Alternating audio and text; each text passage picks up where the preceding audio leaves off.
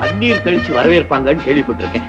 இப்படி பக்கெட் தண்ணியில வரவேற்கிறத இப்பதான் பாக்குறேன். அது வந்து வந்து நான் நல்ல வேளை வீசுற வேகத்துல பக்கெட் வந்திருந்தா டாக்டருக்கு இன்னொரு பேஷண்ட் கிடைச்சிருப்பான். மன்னிக்கணும், வேலைக்காரன் நினைச்சு. எனது எங்க வேலைக்காரன் சிகாமணி மேல இருந்து கோவத்துல. அபிஷேகம் எனக்கா?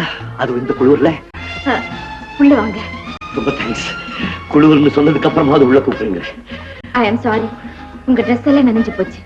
கட்டி கொடுக்க நான் காய வச்சு தரேன்.